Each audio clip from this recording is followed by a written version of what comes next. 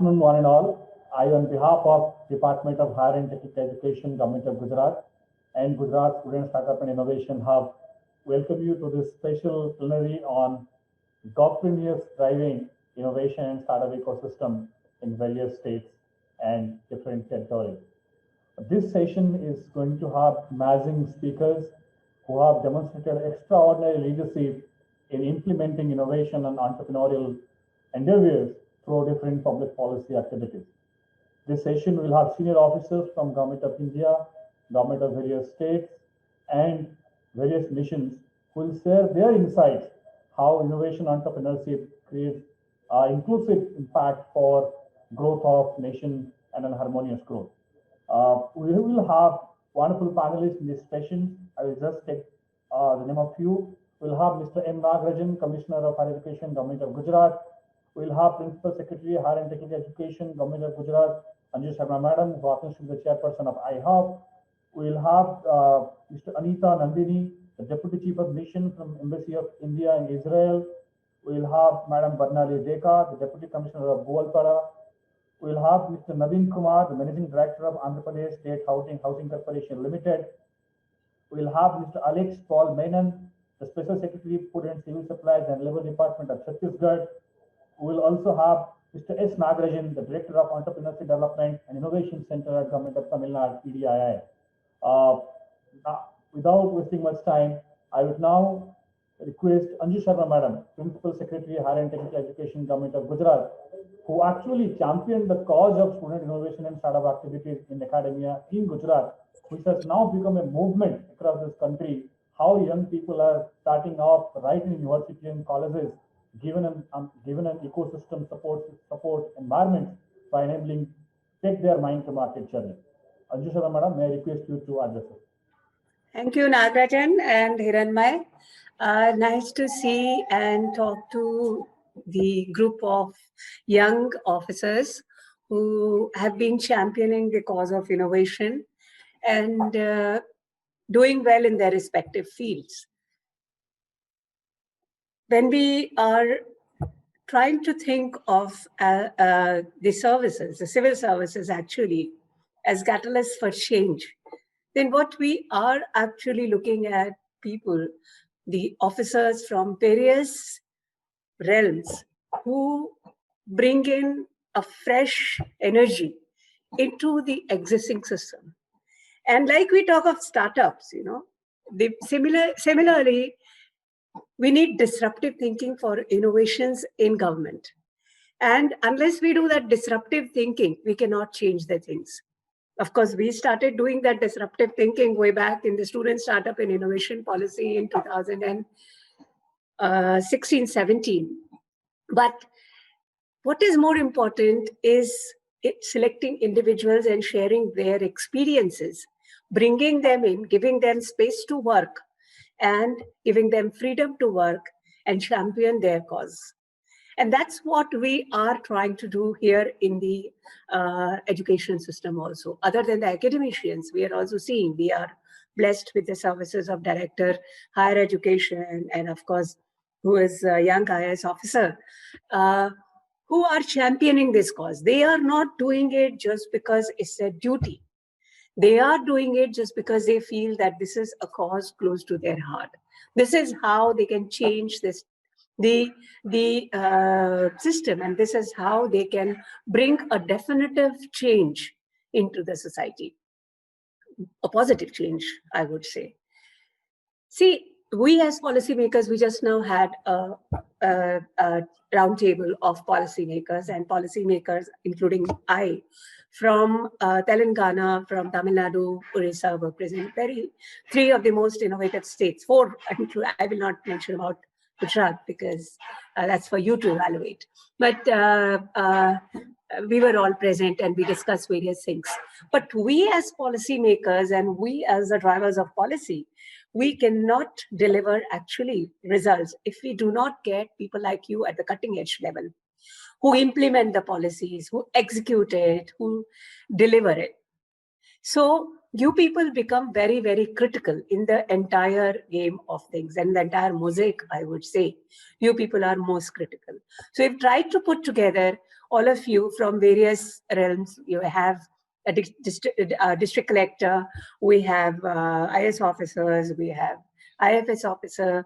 Anita is in Israel, so Israel again is at the helm of the innovation and startup ecosystem. So we've tried to bring them together. I'm sure your experiences, they will be a good learning experience for us and good for all the viewers. And also you are able to learn from each other, because whenever we sit in such forum, then we learn a lot from anybody. For learning, there is no qualification of teacher. Anybody can teach you anything. And somehow I do not believe in this typical government culture that senior officers know everything. In fact, as we move up, we must admit that we know less and less. So as far as knowledge is concerned, as far as awareness is concerned, as you move up, knowledge is less, but then the experience is there. So if we combine experience and knowledge together, then that's what comes up. And in fact, good organizations like McKinsey, they promote dissent. They promote people who are able to bring in a fresh way of thinking. And that's how development takes place. So I'm good to have you all here. I welcome you all here. And I'm sure this interaction will be really very useful to everybody. Thank you so much. Thanks for being here and thanks for... Thank you so much, madam, for your inspiring words and putting the context in place how the governors can really play a catalytic role in enabling the policy to hit the ground and make impact. May I now request Mr. M. Nagarajan, Director of Higher Education, Government of Gujarat, to share his initial remarks. Thank you, Hiranmay. A warm welcome to Chairperson IHUB and Principal Secretary Higher and Technical Education, Anju Sharma ma'am. My fellow governors who are doing positive difference on innovation and on their own work, Varnali Deka, Naveen Kumar, Anita Nandini, Alex Paul Mene, Shriyas Nagarajan, sir, and I'm glad to welcome all of you here today. And just I would like to share a few words about the purpose of this National Student Startup Meet. Why the student and startup words came together? That is because when the students, startup and innovation are the growth drivers.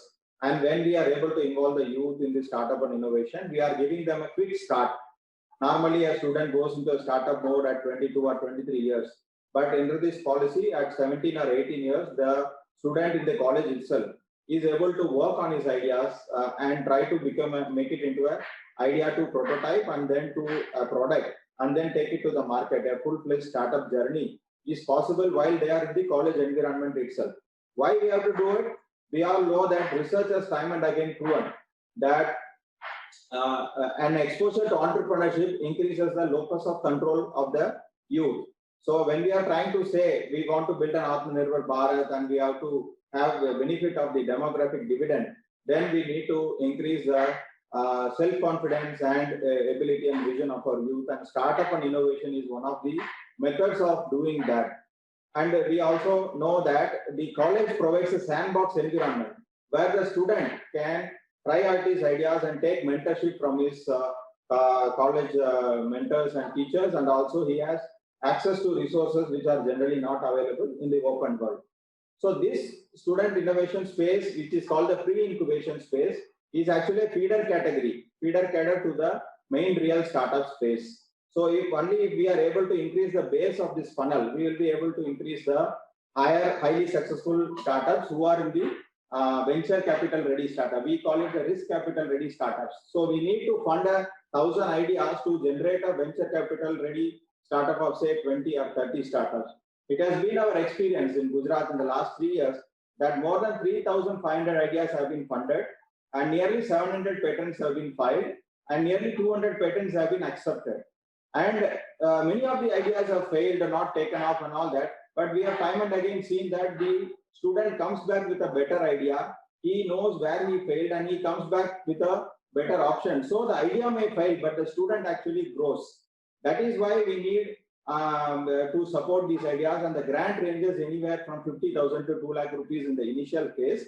And if the product is proven or if they are asking for more money, then we can go up to 25 lakhs. Once this kind of grant mechanism is exhausted at the student level, we have IT department scheme and industries department scheme, which can converge and take the students further and forward when they reach a turnover of say 3 crores or 5 crores and all. And we are seeing a lot of examples that is happening. So today, our purpose of having you here is to hear from you your own local experience with startup or innovation or any innovative idea that you have tried. Because being Gowpreneur means it can mean innovation within the government, it can mean promoting innovation in the society, or it can mean supporting a startup or anything. It's a wide forum that we are trying to have a discussion today. And like a panel, we will have 5 to 7 minutes for each of you to share your personal experiences. You can bring in your perspectives and your thoughts and vision. Feel free to share your ideas. The audience here is typically all the student startups which are there associated with us are available, and this event is also live on Facebook page of iHub. And also we have more than 3,000 mentors and teachers who are associated with us actively. Apart from that, we also have ecosystem players in Gujarat and across India who are watching this event. So the audience is fairly mixed and have little bit of interest in directly supporting startup and innovation. So your words will reach the right ears, and it's going to be of enlightenment to all of us, and it will help us in cross learning. So having said that, I would like to start with I think maybe Chhattisgarh. Alex, yeah, I think you are now posted as Special Secretary Food and Civil Supplies Chhattisgarh and also Labour Commissioner, but this is your current avatar.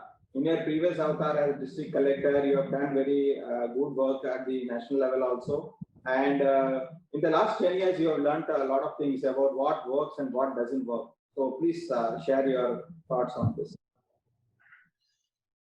Okay, as the target audience, thank you, Nagarajan, first of all, for the invite. And ma'am, thank you for making us part of this wonderful panel and this show. We are deeply indebted for the opportunity. Nagarajan, because the target population is, if I understand it right, students and budding entrepreneurs. So if we start speaking about our own bureaucratic experience, it won't really sync with them. So I would try and see how, try and speak about things, how a bureaucrat himself has to work on entrepreneurship mode in wherever places he's posted, and how he should have entrepreneurial spirits in himself, and also my own personal experience in building an entrepreneurship ecosystem in the state. So first of all, as I said, my personal experiences have been always been a startup guy, because I've always been posted in new districts. So new districts offers equally challenging and exciting opportunities like that of a new company offers, because you're going to start everything from scratch. You're going to build your collector's office, recruit people, buy everything from scratch. So it's absolutely like a startup experience. So I would want to share only one experience from among the many experiences. When I joined the district called Sukma was the remotest, highly Naxal affected district, where we lived amidst the Naxals. A small area carved for ourselves, where it's kind of a safe zone, the headquarters, which is little Naxalism free, but the rest of it was completely affected by Naxalism. So the first thing which you realized, as ma'am spoke about disruptive thinking, the first disruptive thinking the whole team brought across was that the district will have to remain connected to the headquarters, because most of the times out of sight is out of mind. We should remain in their sight by being connected 24/7. So internet connectivity came out as the first important disruption which we had to effect in that place. And we found out that there was no NIC, so we had to actually lay OFC cables ourselves. So we inevitably used NRGS funds to dig and lay the cables itself. And most of the work was actually jugaad. I mean, in the Indian sense, it can be called as jugaad, but we tried to justify it officially. And in fact, the biggest innovation came in terms of bringing a camera. The normal NIC camera, the VC camera, is a Polycom one, which is imported from Germany and which costs around 4 lakh plus. So we were forced to buy a second-hand camera and justify that, because we had to quickly launch in a month, quickly launch the district in a month. So when the chief minister came to the district, he was surprised to see that in 1 month's time, a district which is, is absolutely cut off in every sense, physically, geographically, had a VC facility so that it could remain connected to the headquarters 24/7. So that was a surprising first disruption which we put in place, which then let us be in the minds of people, and slowly, it helped us churn a lot of things basically. So, I mean, there are a number of things to talk about such startup districts, but the whole idea is that civil servants will have to be entrepreneurial, should have a startup attitude whenever they get into places, and should have a disruptive attitude to looking at existing processes and revisit everything from this perspective of a citizen to see how much of pain points can we reduce. And in doing that, can we just do a lot of business process re-engineering? And my most favorite example is that of Redbus. In 2005, Mr. Fanindra from BITS Pilani, he had to travel on Diwali from Bangalore to Hyderabad. He was out trying to get bus tickets, and he could not get one. He was duped by a broker, a middleman, who actually sold him tickets at a very high rate, promising of an air-conditioned bus, better seats and everything. But finally could get him only a very bad seat, a very bad location in the bus, and a very bad bus itself. So this made him think, and today Redbus is a billion-dollar enterprise, because where people saw frustration, an entrepreneur saw hope. Where people saw a problem, an entrepreneur saw a solution, and also a solution that can actually make life easy for the citizenry, as well as create a business opportunity for oneself. So this gentleman went on. He actually brought his own friends from BITS to join him. 3 people joined together, and then they put this solution. They built an operating system for bus tickets. We had only air tickets and train tickets online at that point of time, 2006. They put in a separate solution to try to integrate all the bus operators into one platform. And today, if you look at the operational ease, this is actually the ease of doing, ease of living, which Redbus has offered to millions of customers who have buses as the cheapest mode of transport for themselves. It's a phenomenal impact which he has made in the lives of people. And in doing so, the business opportunity which you could actually tamper is like a high volume, low margin business, and where he could not he could not put this idea down, because he didn't think that the poor people cannot afford technology, or that technology adoption by the illiterate people might not happen. So he made every challenge into an opportunity. And today, even as we see COVID becoming a big disruption in our lives today, entrepreneurs should start looking at COVID also as a great opportunity, because the more and more physical transactions are stopping, and the more and more adoption towards technology is happening, it offers a lot of business opportunity for everyone. So I would only say that an entrepreneur should be someone who should have an eye for details in any problem which he comes across. So as we have college students listening to this the show, my request to them would be that your life would take you after 4 or 5 years to an ecosystem wherein you are limited to yourself, your families, and everything. This is an age, this is the time where you get to interact with everyone, where you travel in cycles and buses and trains and everywhere, where you get to see the world. So wherever you see a problem, see an opportunity. Wherever others see despair, start seeing potential. Start having an imagination, a bigger imagination for finding solutions to everyday problems of the common man, and that might probably help you go out and build something anew. And with all the humility to see the world as it is, also have the audacity to imagine the world as it should be. How do you think the world should be for you? And you should actually have an ambition to learn at the edge, the wisdom to admit failure, the courage to start again, patience, kindness, resilience, grit, reject complacency, and challenge corruption, challenge bureaucracy. In short, do what's right and not what's easy. That's all I have to say. Thank you for the opportunity. Thank you, Alex. You have covered almost everything. I think it's good good pep talk for the entrepreneurs also.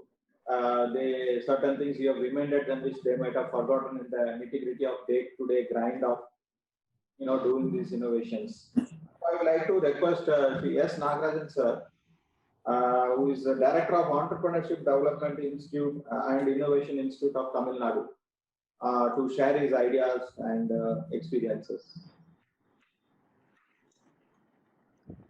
Thank you, Nagarajan. It's very difficult to speak after Alex has spoken on such a wide canvas. I will restrict to the programs and schemes of Government of Tamil Nadu in the field of entrepreneurship development addressed at students. I will briefly outline what we are doing from the Entrepreneurship Development Institute of Tamil Nadu and the Tamil Nadu Startup Mission for students. Firstly, we have an innovation and entrepreneurship development program for college students that we operate on a hub and spoke model. We have divided the state into 12 zones. We have 12 hubs. In turn, each hub connects to about 50 colleges each, to 50 spokes each. So we are in touch with about 600 colleges, where about 400 have started entrepreneurship cells. So these cells have a conducive environment within the college. There are about 10,000 student members spread across these places. That there are e-leader workshops. There are workshops on design thinking, business planning, marketing, IPR, and so that there is a sensitization to the top management of the higher education institutions, to the faculty, and as well as the students on entrepreneurship as a course of further life. From that, we conduct Tamil Nadu Student Innovators Challenge. This is our flagship program. For the last 5 years, we have been conducting this, that we are collaborating with key institutions in our state like IIT Madras, Anna University, TAI Chennai, Native Lead Foundation, all these people, and call for applications from students who have startup ideas. And once the idea is selected through that process, through that process, we allow them to join an ideation camp, then a boot camp, and finally they have a pitch presentation where the winners get a prize of about 1 lakh rupees. So there are 2,500 applications are received each year in the last 5 years. Overall, 2,000 student teams have gone through this entire process of the ideation and the boot camp. And finally, about 150 students have been sanctioned, each 1 lakh rupees as a small seed grant. This is what we are doing in the college space. As far as school children are concerned, that we have a school version of the Tamil Nadu Student Innovators Challenge. This is called the Tamil Nadu Ilam Innovators Challenge. Ilam means youth in Tamil. So this is the challenge for the youth, children in school. We also intermediate between the Niti Aayog and the schools for the Atal Incubation Missions. Though the Atal Incubation Mission is a very flat system that the schools directly deal with Niti Aayog, there is some handholding needed for the HMs and for the key stakeholders to deal with Atal Innovation Mission. So we have awareness and support workshops. There are some 2,000 participants that we are in touch with on a cyclical basis, that we are able to assist in dealing with Atal Innovation Mission. We also have incubators supported by the state government. Our State Planning Commission, which is now renamed as the State Development Council, has a program for Tamil Nadu Fund for Innovative Innovations. Using that, we have created 9 incubators in various public universities in the state. So in turn, there are about 250 incubatees in these incubators. We also support the remaining 62 incubators in the state, which are promoted by various other organizations. Finally, our current most active program, I would say, is the Innovation Voucher Program, where there is a tripartite arrangement between a higher education institution and startup and us. That whenever a startup or a small industry, which may or may not be led by students, when they require technical assistance from a higher education institution, we fund the higher education institution directly. There may be a research question, there may be a market research question, there may be a proof of concept needed. So instead of getting into a formal incubation structure, even for one-off cases, we are able to support about 2 to 5 lakhs per team. We are able to sanction. Recently, we have completed the 100th team. Last Friday, we have completed 100th team. So these are the some initiatives that we are taking from the Government of Tamil Nadu Entrepreneurship Development Institute. I learnt a lot from Nagarajan yesterday about the programs of Gujarat. Some of that, I think that there is a possibility of replicating across each other's states. I thank Government of Gujarat and Nagarajan for this opportunity. Thank you. Thank you, sir. In fact, each and every speaker is bringing in something that is worth replicable across India. Especially this team funding concept is very interesting, and also the hub and spoke model that you have explained. It looks very interesting, and it is also similar to what. But I think this model also looks much more compact and very strong. We will surely like to explore more on that. I would now request Ms. Anita Nandini, who is the Deputy Chief of Mission from Israel, to have share her experiences from Israel and her vision for India-Israel startup collaboration, especially. Israel is a startup nation and India is an aspiring startup nation. So how do we bridge the gap? Respected Anju ma'am, Nagarajan, thank you for giving me this opportunity to be part of this program. Before I speak about Israel, I would like to congratulate iHub for creating this platform for students, something that we did not have before a decade. So I was just going through your programs such as Mind to Market, Startup Grow. I think they have been designed with a lot of thought process, and it's been conceptualized in a very matured fashion. So I would like to congratulate you and your team on that. Namaste and Shalom from Tel Aviv. I've been the Deputy Chief of Mission here for the past 4 months, 3 or 4 months. And after I took charge here, in fact, the first item on my agenda was the signing up of Memorandum of Understanding between iCreate of Gujarat and the Startup Nation Central, which is located in Tel Aviv. So Gujarat is very active with respect to creating startups in a very institutionalized way. And I would like to throw some light on how things are done in Israel. Israel, we should understand, it has a vibrant entrepreneurial culture already, and their technological infrastructure is pretty strong, and they have a very skilled human force. And that leads to the largest number of startups per capita in the whole world. So we are talking about the highest density of startups in the whole world, which is here in Israel. But we should also understand that startup is not an exceptional concept in the minds of Israelis.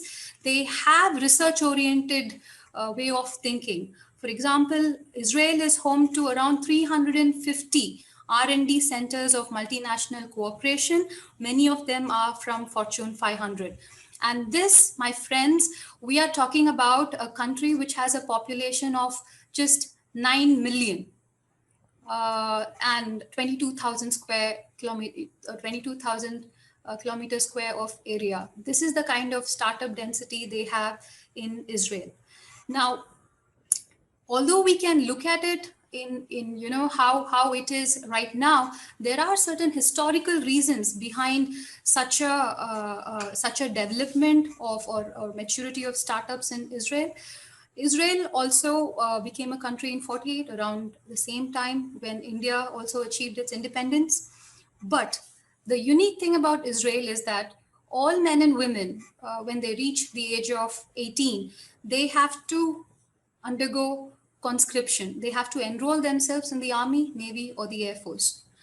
Now, what they did was they started catching the students when they were in school pretty young. So when, let's say you are in your 8th grade or in your 9th grade, and if you have a liking for technology, or let's say cyber or particular development of semiconductors, they kind of categorize students who are excelling in these areas, and they put them under a scheme called gifted children. Now, these gifted children, when they go into the army conscription, they were inducted in a separate unit called 8200. Now, as we would have read a lot of things about 8200 as to how they are very good in intelligence warfare, etc. But we should understand that the kids who've been picked up, hand-chosen, hand-picked when they were in 8th and 9th grade are going into their army and serving in this elite force called 8200, which we would have seen in a lot of movies related to, action oriented or intelligence warfare oriented. Now, these kids, after the conscription from 8200, when they come out of their compulsory tenure, they become the entrepreneurs in Israel. That's exactly the reason why, if you see, Israel was the home of technological developments such as firewall, voicemail. The USB which we use was founded in Israel, VoIP, digital printing, and mostly which are associated with defense-related technologies. This is a point which has to be highlighted here. And apart from that, what is a strategy which is being followed here is, as I mentioned, catching them young, digital, after the conscription, they go to 8200. But they also have a concept called the iron triangle, which is a very interesting idea that's been floated, which is similar to iHub. Now, what is this iron triangle? This iron triangle, it's a forum between the academia, industry, and the government. Now, this iron triangle was formed almost 20-30 years back in a highly institutionalized manner. That is, one arm of the government does not work without the consent of academia and industry when it comes to startup. So startup here is not part of the government system. It is in the center of the government system, so much so that even the visas which are being issued by the companies here for high-tech sector is issued in consultation with the authorities who are handling startups. So the ecosystem here is highly developed and focused towards the startup. For them, startup is a very, very sensitive sector. For example, government spends around 5% of its GDP funding the startup entrepreneurs in Israel, which is a huge sum when it comes to, when you have to distribute the fund amidst healthcare or defense. 5% of the GDP goes to startup, and it's funded by the government. I'm not talking about private funding. I'm just talking about government funding. And also, I would like to highlight here that this 5%, 4 to 5% of funding is number 2 in the world. The first country which does highest funding is South Korea. They do around 4.35%, and Israel comes second. So we can understand the importance, and we can understand that Israel can be rightly called as a startup nation for these reasons. The past 5 years, Israel has raised around $1.5 billion for startup. That's the kind of money that goes into startups. And I would like to now, give a little bit about how the government mechanism, or rather how startup is brought under the government ambit, and how an institution here called the Israel Innovation Authority runs the startup ecosystem here in Israel. So we need to understand that it's exactly like what it's something similar to what Nagarajan had explained about the sandbox. Here they call it a toolbox. So what they give is a complete set of what is required for an entrepreneur from the concept stage when he has the idea till the stage he wants to exit. So the whole mechanism here is handheld and cushioned by the government of Israel itself. They have the startup division, they have the growth division, they have the technological infrastructure division, they have the international collaboration division, they have advanced manufacturing division, which is something like iCreate, and they also have societal challenges division. So we see that it's being taken care from the birth till the death. And again, what is something different here is that, like in India, we have, like for example, government of Gujarat, I've heard that they provide a funding of up to 32 lakhs in case an entrepreneur comes with a good idea. There's funding of up to 32 lakhs without any collateral. Here it is something similar. Only thing is that here it goes to about $2 million. So the idea is the same. The only thing is that the funding, the ability to take risk from the government is pretty much higher than what it is being done in India. So having said that, I would like to also talk about an important aspect which we all need to understand is we need to help startups with exit process too. It's not just important we help them with conceptualization, we help them with development, but we need to cushion them when they have to exit. Here in Israel, 80% of the startups export their prototype. In the sense, they reach a level and after that, they want to exit because they are not able to handle the scale up. Whether an entrepreneur would like to scale up or not should be left to the choice of the entrepreneur. And we should not expect them to go beyond if they are not able to. We should give them a soft, cushioned exit from their project or venture. So these are the points which I thought I should put forth from my limited experience here in Israel. Once again, thank you one and all for giving me this chance. Thank you. Thank you, Anita. That was profound. That we could have a lot of takeaways, especially the comparison of Israel. Now, I would like to request Sri Naveen Kumar, who is presently working in AP and doing very path-breaking work in the citizen services sector, and he is also the managing director of Andhra Pradesh State Housing Corporation Limited, and he has experience of working in 2 states of India. So, Sri Naveen, over to you for your ideas on what works and what doesn't work in startup and innovation. Thank you, Nagarajan. So I think this is a good opportunity. I'm very, very personally close to the startup idea.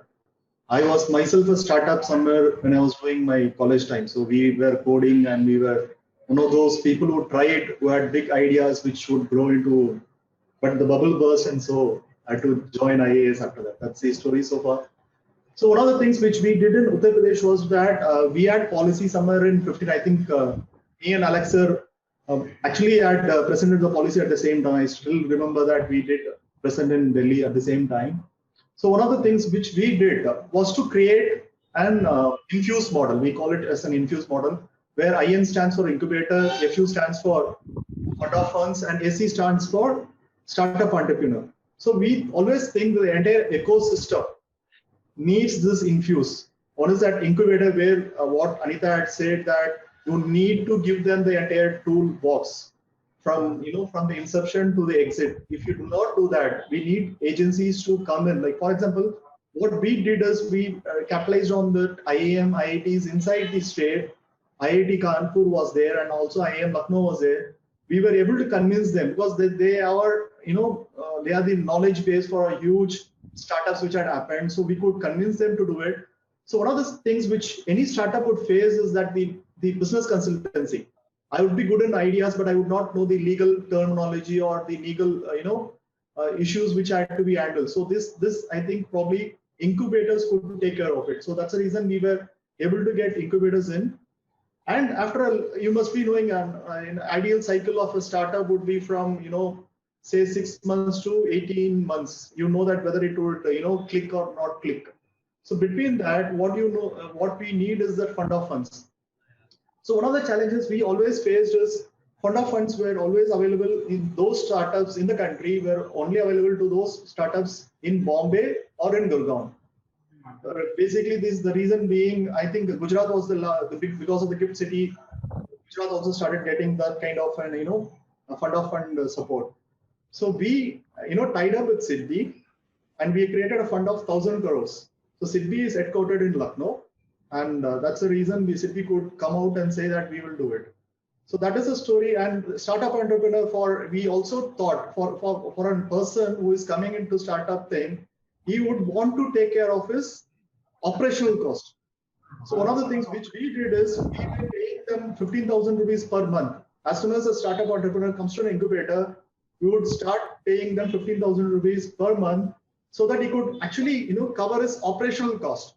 It is not like some people started that we are giving them a salary or something. It's nothing to do with salary. That 15,000 is the it's more like what your minimum guarantee, what you will get.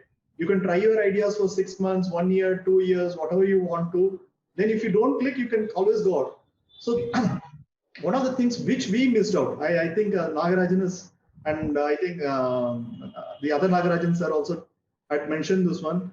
One of the things which we missed out was that this was a stage 2 of the policy which we are thinking is we need to funnel in a lot of people to come in. So you have to start boot camps right at the school level. The reason being, see, the country needs a lot of startup entrepreneurs, not just for the startup entrepreneur itself. We also have to create the national character of trying out things. Something I think that's something which has been always missing in our culture or something. We always go for the safe harbor issues, right? So that we should try things out. So I think probably I believe strongly one of the reasons I keep trying new things is that was there in my head when I was 19 years old. So I could always try it because my career always been based out of IT. Even now I head a department which is supposed to be the largest service delivery department in the country, with about 1.5 lakh people working in village and ward Sachivalayams, and also 2.6 lakh volunteers. So the entire backbone of this entire department is the IT system. So we are able to track services from desk to desk. For example, we call ration card as a rice card here. We are able to deliver services like rice card within 10 days. So we track, for example, if the application is kept at the Sachivalayam, the moment it goes to the VRO, we are able to track whether the VRO is able to give that within 2 days. So we also have sub-SLAs marked for those people. To support this kind of ecosystem, we have brought in a lot of IT people who are also startups here. For example, we also have areas like Paderu in Vizag, which is supposed to be, you don't have networks in those areas. So how do you track people in those places where you are offline? How do you serve people which are offline? So we are trying newer solutions. For example, we are also using an SMS technology to provide services there. We also talking to Google X to put FSOC networks there, where we'll have an FSOC put there, and that's a kind of newer technologies which we are trying at places where we do not have this one. So we are also we have capitalized on IIT Tirupati here, and we are also setting up our Center for Digital Technology and Governance very soon. And we are also talking to Estonia to do this tie-up to transfer of technologies, things like X-Roads, which would happen very soon. So, the students who are there in this thing, I think one of the lessons which from Alex's thing was that there are n number of opportunities where you can provide, because a country like us, we have market for every idea you think of. I think you need to get into agriculture, you will get into agriculture. You want a BPO, you will get into BPO. The only thing is, are you ready to take that risk? I think that's probably the point he was trying to make. Alex sir was trying to make that. Are you ready to make that? Are you ready to take that risk? Try it. Are you good enough to try it out? That's the thing. I think with those words, I will conclude my first round of discussion. And I think once we come back to the second round, I might make it. Thank you, Naveen. It's getting very interesting with the kind of perspectives we are getting, and I'm also glad to learn about the initiatives that are making ground level impact, especially the Gram Sachivalayams. I would like to now request Varnali Dekha, who is Deputy Commissioner Collector in Gold. who has been doing a lot of impactful and innovative works. A very good afternoon to ma'am and to all my seniors. I would like to thank Nagaraj for this opportunity.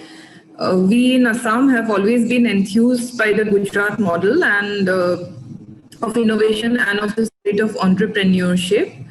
I've heard a number of wonderful examples across the country and abroad of innovation and incubation, which are in some way relatively more advanced ecosystems.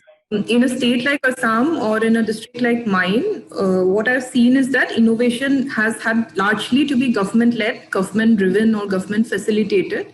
My present district, Walpara, for example, is an aspirational district, and about 90 to 95% of the population belong to minority tribals.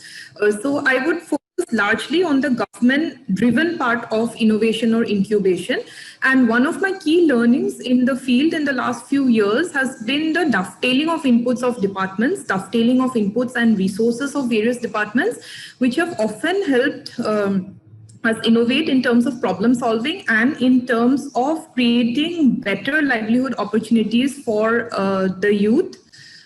We often have special meetings of various departments. We have often found that gaps in one scheme could be filled up by another one. We have been doing capacity building from one department, infra building from another. Alex sir has talked about Jugaad. So this is Jugaad of some form. This is like a jigsaw puzzle of fitting capacities of various departments to create, to facilitate innovation to come from the youth of the district. One example that immediately comes to mind has been, we've been creating a number of water bodies under Manrega for a long time.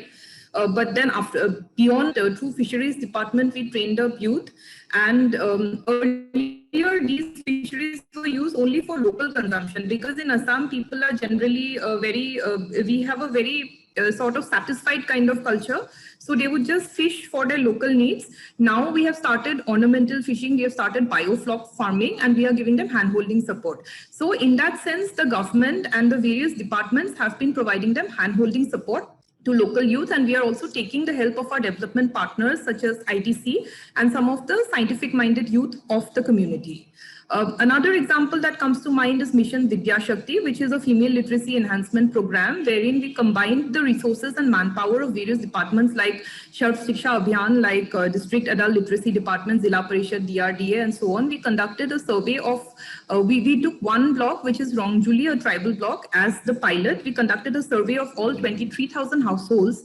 We identified about 7,000 illiterate women. But the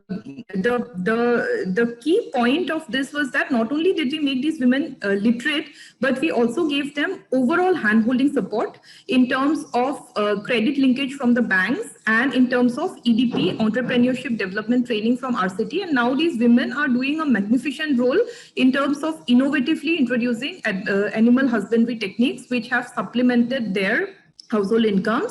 Likewise, we often have mega credit camps of the area banks. The banks provide the loans, RCT provides the training and local handholding support, and this is then further supported by the Assam State Rural Livelihoods Mission or the Urban Livelihoods Mission.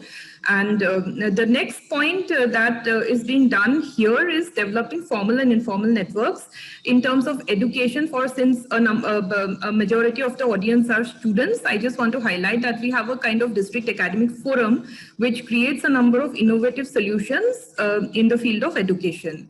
And in terms of informal models, we are nurturing the community-based solutions that come up. For example, here we have Asia's biggest banana market, and the local youth started a unique water saving irrigation model. So we are funding this model now through inputs of various departments. Another key example has been the use of green technologies in road construction. And earlier we were sourcing the technology from outside, from Kolkata and even from Gujarat. And now local youth are taking up these factories. We gave them handholding support, and they have been able to pick up this entire model, and they have started the ICBP, the input, this green technology inputs locally. Similarly, I think one of the points was about Atmanirbhar Bharat. So in the backdrop of the pandemic, one of the previous speakers, I think Alex sir, had talked about the pandemic. In the backdrop of the pandemic, I would like to point out some of our initiatives, because when COVID-19 started in March, we had absolutely nothing in hand, no sanitizers, no masks. So we read up the WHO recommendations on how to create sanitizers. We teamed up with the local science colleges. At the same time, under Plastic Free Gwalpara, we had trained up disabled women, and with some basic reorientation, we could provide them that livelihood option. And these women themselves came up with various options of hairnets and masks and so on. I would just like to end with one particular scheme of the government of Assam, which is a very new scheme and a very innovative one, which has tried to create innovation and incubation ecosystems. This is the Re-Swayam initiative, wherein the government of Assam is providing inputs to about 2 lakh youth and youth groups at 50,000 per member in 2 tranches, which is basically supporting local innovative ideas in livelihood generation. I think this is it at this point of time from me. Thank you. Thank you, Varnali. That is brought in a very different perspective of societal problems tackled in a very different manner, especially from an aspirational district. Now, I would like to. We have covered a lot of ground in this session. I would like to have a question round where I would like to ask something from each of the panelists. This time, I would take the reverse order. So I would start with Varnali about a question on how this finding local solutions to local problems is making a difference to people's lives, especially in a district like yours, where it is aspirational district.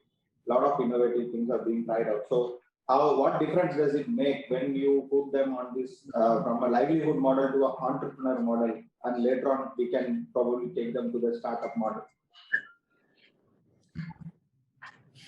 You see, as we started locally, earlier the entire focus in districts like Assam or in backward states has been, they rely completely. This is probably the opposite of the Gujarat model, because people tend to rely completely on government handouts. So as we nurtured the local system of problem solving, that this is a problem, why do you have to wait and submit a memorandum, do some dharna, why don't you solve it yourself? So as we build up our youth to find local solutions, they also got that flavor of entrepreneurship. They realized that we don't have to wait for handouts from anybody.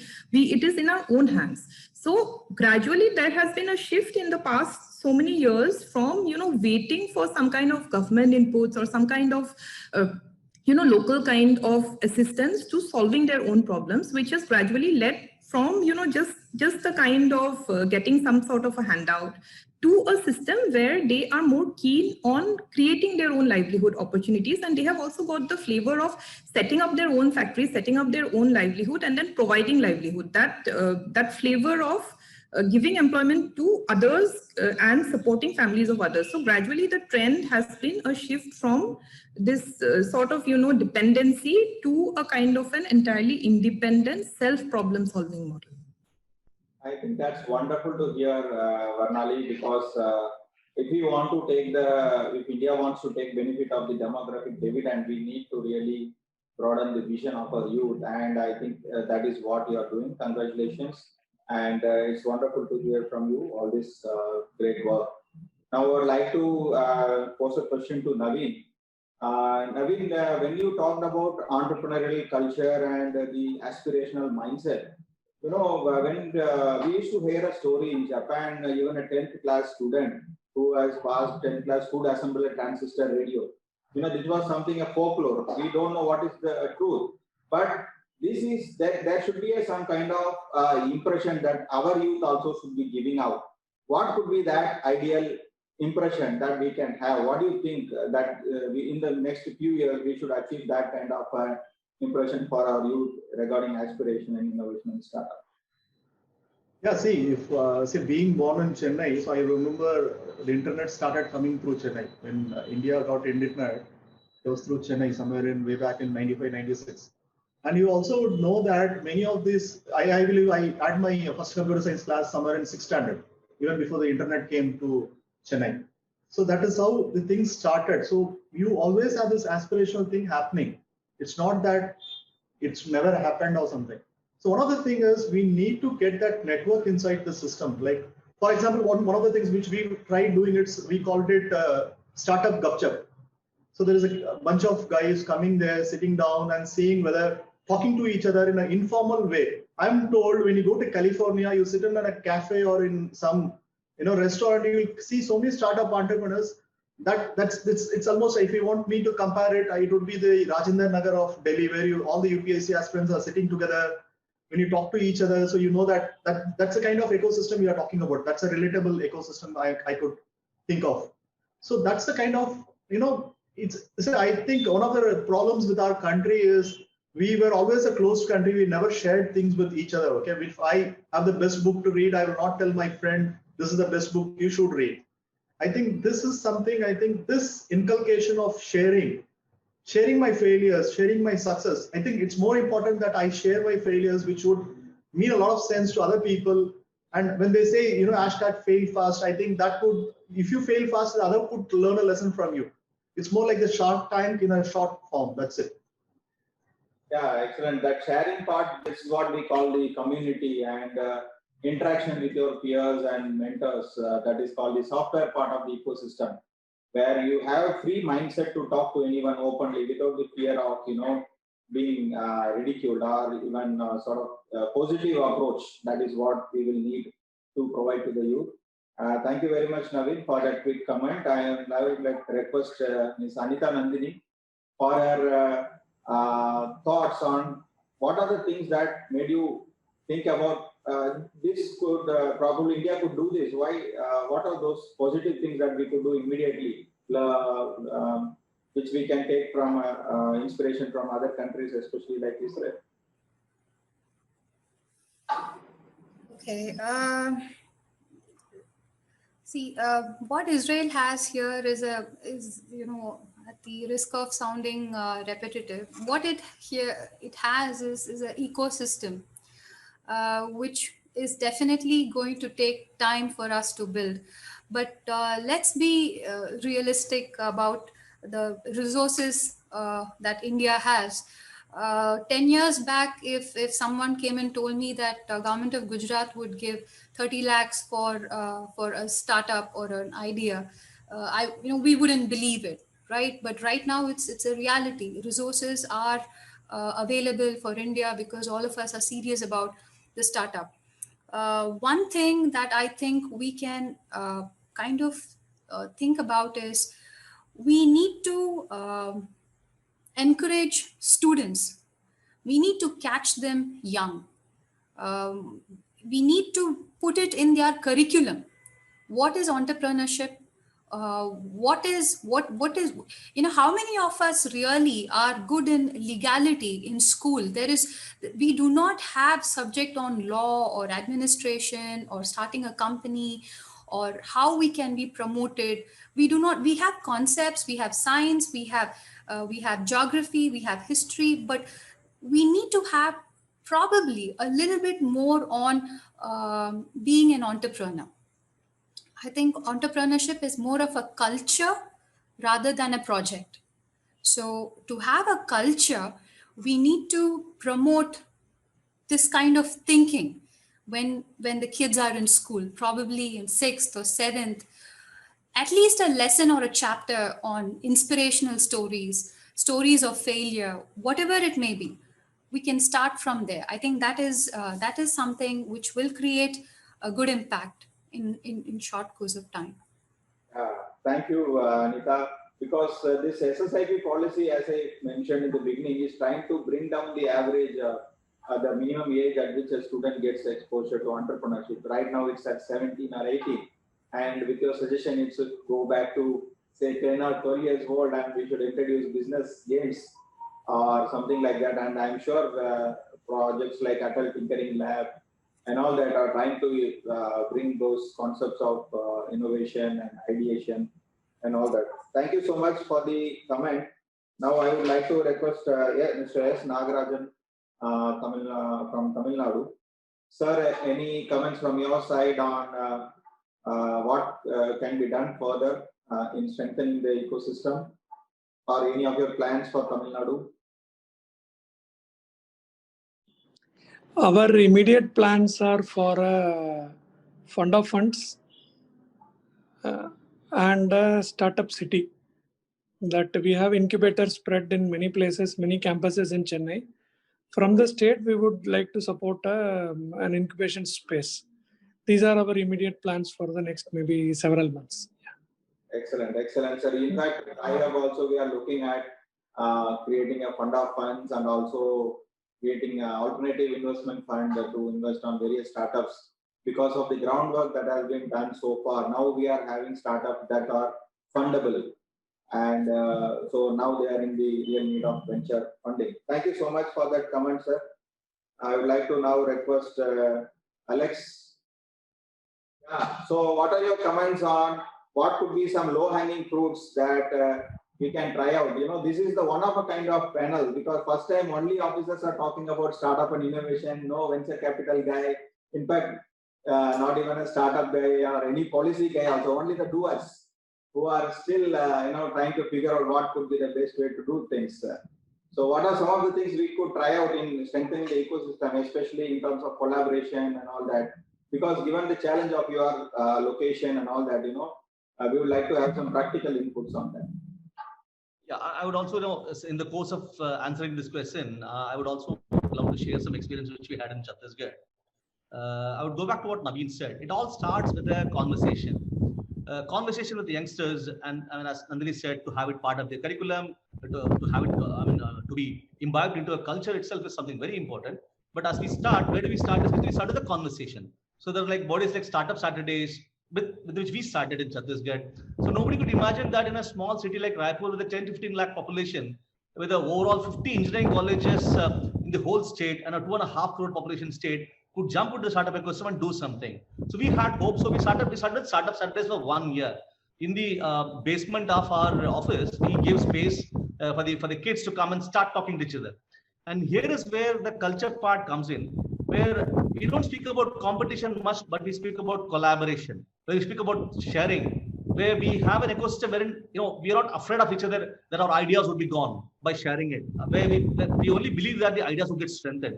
So from the conversation, then we move on to creating an ecosystem itself to create a hub for it. Like Nagarajan spoke about a startup city itself. Kerala had a startup village created long back. In fact, they are one of the forerunners, and they've been doing things very successfully till now. And a lot of startups have come from Kerala. So the best thing we should do is learn from each other. Like let's not reinvent the wheel. Like this fund of funds. Like we had a leap of faith revolving fund of around 50 lakh rupees interest-free seed money. For 3 years.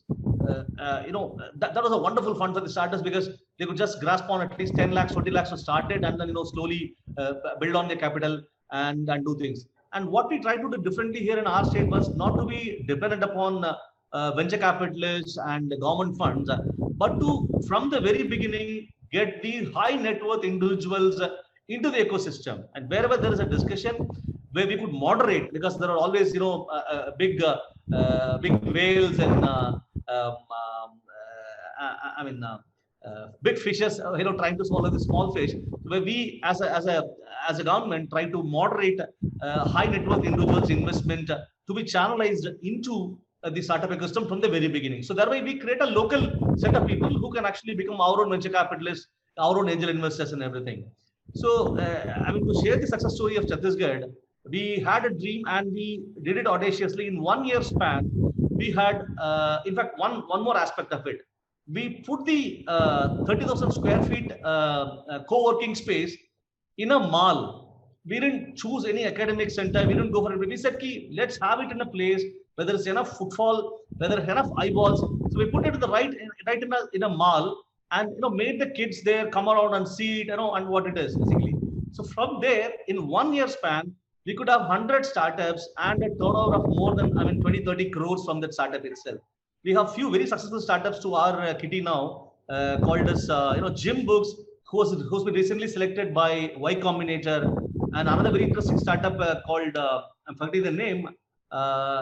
There's something called Netafim, an Israeli company, which supplies drip irrigation systems. they have brought down the cost of net filming to 1/4 of it. At a 5 lakh cost, you get a complete automated solution for drip irrigation here. That's a company that's coming from Bastar. I mean, farmers who are also engineers could look at their problem and bring these solutions basically. So and another guy called Phenology, who could do a turnover of 1 crore in a year itself. So very, very interesting things came up, and all of it started actually with a conversation, and then providing them the ecosystem which they needed with a lot of government support, like your Leap of Faith Revolving Fund, and a lot of freedom basically. The first thing we did was to cut down bureaucracy from that place, to make it as a separate society, to put a separate CEO, and give him all the authority to play around with the funds which has been given to him with little measures of accountability. We tend to control everything in government, which we should clearly forego, so that this becomes a separate ecosystem itself and start sustaining itself and run on its own. That should be the motto. That's all from my side. Wonderful, Alex. These are very excellent takeaways.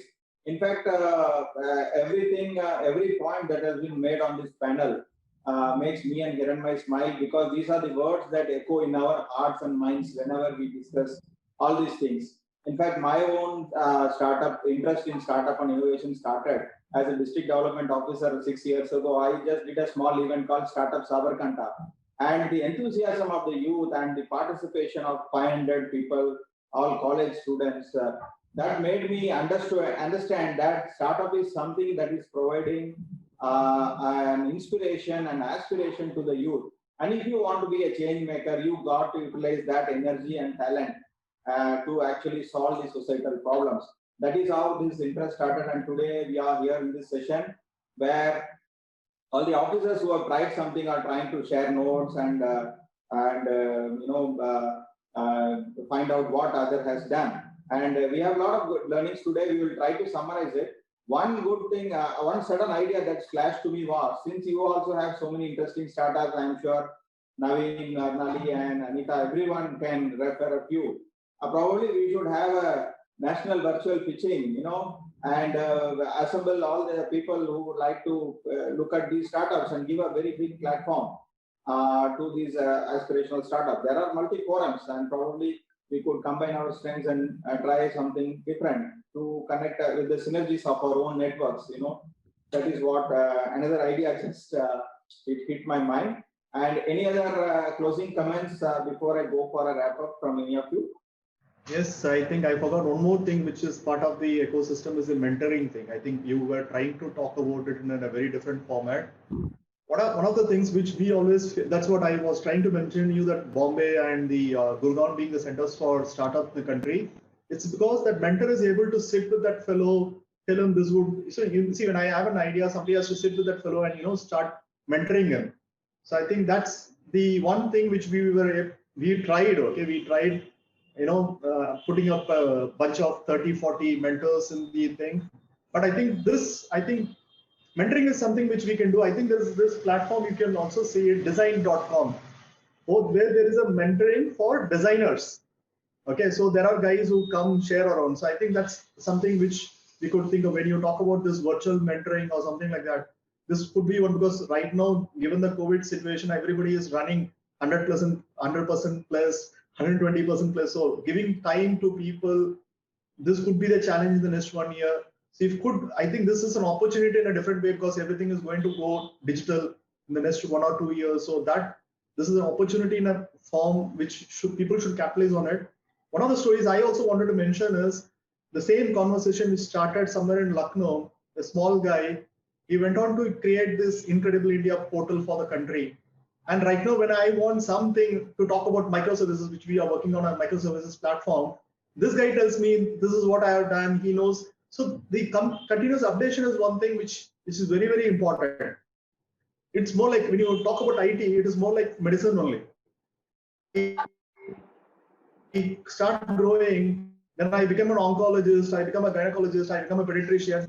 We move to a different next level of IT, or I call it like the third level of IT, where people need to come across, bring ideas. Because when I become a .NET developer, I think there's students who are there who are listening to this conversation. I keep growing in that silo and I forget what is happening in the other system. So I think probably that's a challenge which I think that's the next challenge in IT which we should think of, bring ideas together. I think sharing is very, very important. I'm putting it across the second time. I think sharing is very, very important because you might not have a solution, but the other guy would have a solution. So please, take a solution and solve your problems. Thank you. Excellent. The thought about mentoring. In fact, you guys are also giving some mentoring tips through this platform today. That is one of the purpose of getting you all here today. And interdisciplinary approach and finding cross collaborators across domains is a key challenge. That is where this software part of the ecosystem, a call could get you to the right person, and immediately we could solve. We have faced this during pandemic situation also, when some of our students were inventing a few devices and masks and other things. Thank you so much. Anybody else would like to give a comment, or I can give a wrap up? So thank you all for being here. There's been a very wonderful session with a lot of insights. I think you guys have tried to do, be very selective about the best things that could be conveyed in the very short time that is possible in this session. And I should thank on behalf of iHub all our students, startups, mentors, and also the education department for you all for taking time out to be with us and also share your experiences. We look forward to collaborating with you.